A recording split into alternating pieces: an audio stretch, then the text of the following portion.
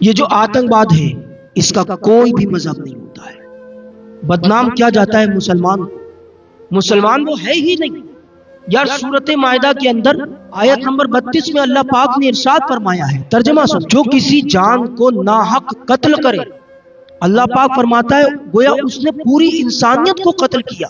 اور آقا نے فرمایا جو انسان کسی ناحق کو قتل کرے, چاہے وہ مسلمان ہو یا غیر مسلم ہو, وہ جنت کی خوشبو بھی نہیں پائے گا. جبکہ جنت کی خوشبو 40 سال کی مسافت سے آتی ہے, یعنی 40 سال تک چلا جائے, جہاں تک وہ پہنچے گا اتنی دور تک جنت کی خوشبو آتی ہے. اور حضور نے فرمایا جو انسان کسی ناحق کو قتل کرے وہ جنت کی خوشبو تک نہیں پائے گا.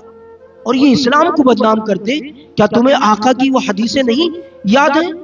تم کسی غیر مسلم کو کسی ناحق کو قتل کرتے ہو تو سنو تم مسلمان نہیں ہو سکتے. کوئی بھی آتنکوادی مسلمان نہیں ہے, اور دنیا کا کوئی بھی مفتی یہ فتویٰ نہیں دے سکتا یہ آتنکوادی مسلمان ہوتا ہے. اس کا کوئی مذہب نہیں ہوتا ہے.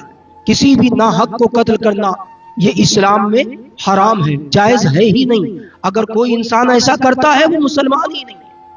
آقا کریم صلی اللہ تعالی علیہ وسلم کی کیا احادیث مبارکہ نہیں یاد ہے؟ جو نبی کسی سوئی ہوئی بلی کو عشاء کی نماز پڑھ کے جب مسجد نبوی سے حجرے میں تشریف لے جائیں, دیکھ لیں کہ بلی سو رہی ہے, اس کو نہ جگائیں اس لیے کہ اس کو تکلیف پہنچے گی, اس کی نیند خراب ہوگی. بلی جانور کو نہ جگائیں تو تم کیا اسلام کو بدنام کرتے گھومتے. سنو, اور رہی بات ہندوستان کی, تو ہندوستان کی طرف کوئی بھی انسان آنکھ اٹھا کر کے بھی نہیں دیکھ سکتا ہے, آنا تو دور. اور اگر کبھی بھی ایسی بات آئی تو انشاءاللہ اس پاکستان سے لڑنے کے لیے سب سے آگے مسلمان ہوں گے. ہندوستان زندہ باد تھا, زندہ باد ہے اور زندہ باد رہے گا.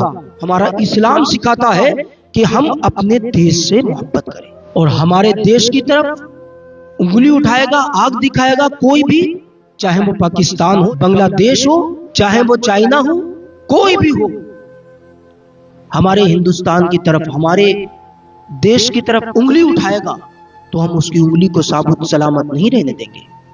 کیونکہ ہمیں وطن اتنا ہی پیارا ہے جتنی اپنی جان پیاری ہے, بلکہ ہمیں اپنا وطن اپنی جان سے بھی زیادہ پیارا ہے.